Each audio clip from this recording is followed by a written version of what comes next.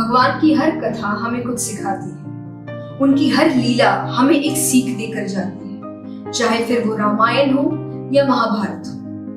रामायण में हम सभी जानते हैं कि हम हर एक रिश्ते से कुछ ना कुछ सीख सकते हैं। एक बेटे को कैसा होना चाहिए, एक पति को कैसा होना चाहिए, एक माता को कैसा होना चाहिए, एक पुत्र को कैसा होना चाहिए। सभी रिश्तों की सीख हमें रामायण से मिलती है। और महाभारत, जिसकी सबसे बड़ी सीख तो है गीता जी, अगर उसके अलावा भी हम उस कथा पर और गौर करें तो मेरे हिसाब से 3 बातें हम सब अपने जीवन में उतार सकते हैं। और अगर इन 3 बातों को हमने अपने जीवन में उतार लिया तो हम कई कठिनाइयों का सामना डट कर सकते हैं। कई ऐसी चीजें हमारे जीवन में जो इन 3 आदतों की वजह से आती है, और अगर ये आदतें हट जाए तो हम अपने जीवन को और खुशी से और शांति से और प्यार से जी सकते हैं। सबसे पहली चीज, अच्छी संगत।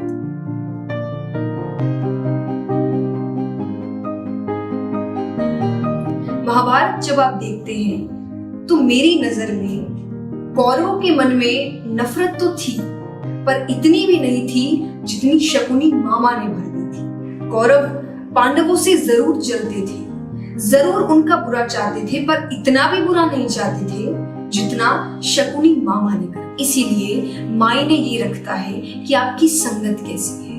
अगर शकुनी मामा के अलावा वहां पर कृष्ण जैसे कोई होते तो वो कौरवों को सिखाते कि नफरत से ज्यादा प्रेम में ताकत है। वो उन्हें समझाते कि भाइयों में नफरत पूरे परिवार को खत्म कर सकती है। लेकिन उनकी संगत शकुनी मामा थे, और इस कारण उनके मन में इतना जहर आ गया, इतनी नफरत हो गई कि उनके कारण महाभारत का युद्ध हो गया। वो अधर्म की राह पर चल गए। हम सबके जीवन में भी दोस्त होते हैं, संगति होती है, कई रिश्ते होते हैं। मायने ये रखता है कि हम कैसे लोगों के साथ हैं। अगर हमारी संगति अच्छी है, हमारे दोस्त अच्छे हैं, तो हम जीवन में हर काम अच्छा कर सकते हैं, क्योंकि हर वक्त हम उन्हीं के बीच घिरे रहते हैं। हमें लगता जरूर है कि अगर हमारी संगत अच्छी नहीं है, हमारे दोस्त अच्छे काम नहीं करते, तो हम वो काम कभी नहीं करेंगे। हमने सिर्फ दोस्ती निभाई है, लेकिन ऐसा नहीं होता। अगर आप उन संगत के बीच में हैं जिनकी सोच अच्छी नहीं है, जिनके कर्म अच्छे नहीं है, तो धीरे धीरे आपकी सोच बिल्कुल वैसी होती है। इसे ही संगति का असर कहते हैं। इसीलिए कोशिश करें कि अपने जीवन में शकुनी मामा को ना रखकर कृष्ण को रखें। दूसरी सीख, अपने जीवन की हर कठिनाइयों का सामना डट कर करें।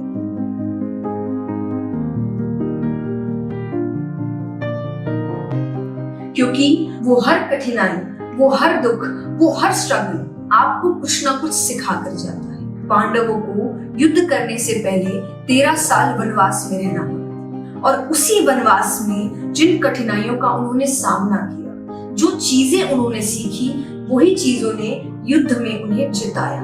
वही चीजों की सीख ने उन्हें युद्ध जीतने की शक्ति दी। उस वनवास के बीच वो कई संतों से मिले, वो कई साधुओं से मिले। उन्होंने कई ऐसे काम किए, चाहे वो छुपने के लिए हो, लड़ने के लिए हो, अपने जीवन को बचाने के लिए, पर उन्होंने बहुत कुछ नया सीखा। और इसी कारण युद्ध में भी उन्होंने वही सीखों को अपनाकर उस युद्ध को जीता। हमारे आपके जीवन में भी कठिनाइयां, स्ट्रगल, स्ट्रेस, टेंशंस ये बहुत आते हैं। जिंदगी का हिस्सा है। कोई भी ऐसा जीवन नहीं है जिसके जीवन में केवल सुख आए हो या जिसके जीवन में केवल दुख आए। दुख सुख जीवन का हिस्सा है। उतार चढ़ाव, इसे ही तो जीवन कहते हैं। और अगर इन्हीं से डर गए, इन कठिनाइयों से डर गए, तो क्या हम सच में जीवन को जी रहे हैं?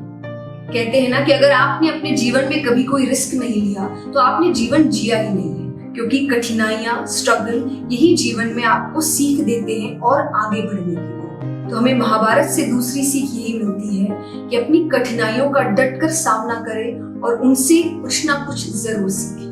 तीसरी सीख, जरूरत से ज्यादा भावुकता हमारी कमजोरी है।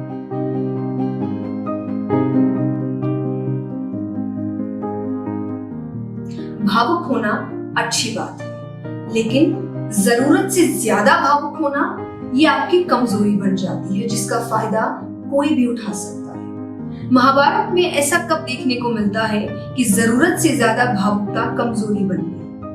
धृतराष्ट्र राजा अच्छे थे, पिता अच्छे थे, पति अच्छे थे, लेकिन पुत्र मोह ने, पुत्र प्रेम ने उनसे ऐसे काम करवा दिए जिसके कारण उनका पूरा वंश खत्म हो गया। इतना बड़ा युद्ध हो गया।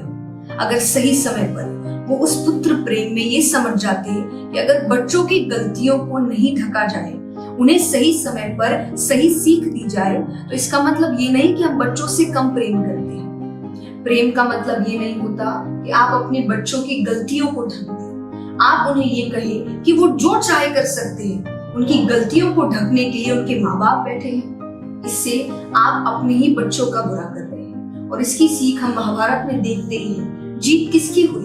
कौरवों की कि पांडवों की? पांडवों की, क्योंकि कौरवों ने अधर्म का रास्ता चुना और उस रास्ते को चुनने में कहीं ना कहीं उनके पिता भी भागीदार थे। अगर धृतराष्ट्र सही समय पर कौरवों को सही सीख देते, उनकी गलतियों पे उन्हें डांट लगाते, उनकी गलतियों को छुपाते नहीं, तो शायद इतना बड़ा युद्ध नहीं होता। शायद कौरव अधर्म के रास्ते पर नहीं चलते और शायद उनका वंश भी खत्म नहीं। इसीलिए जरूरी है ये हर माता पिता के लिए कि प्रेम जरूर दिखाएं, भावुक जरूर हो, लेकिन जरूरत से ज्यादा भावुकता, जरूरत से ज्यादा प्रेम आपकी शक्ति नहीं, आपकी कमजोरी बनती है। और कमजोरी बनने के साथ साथ आपके बच्चों के भविष्य को खत्म कर देती है। ये 3 सीख हमें महाभारत में दी है। अगर इन 3 सीखों को अपने जीवन में उतार ले, सही तरीके से समझ ले और इनसे सीख ले, तो शायद हम अपने जीवन की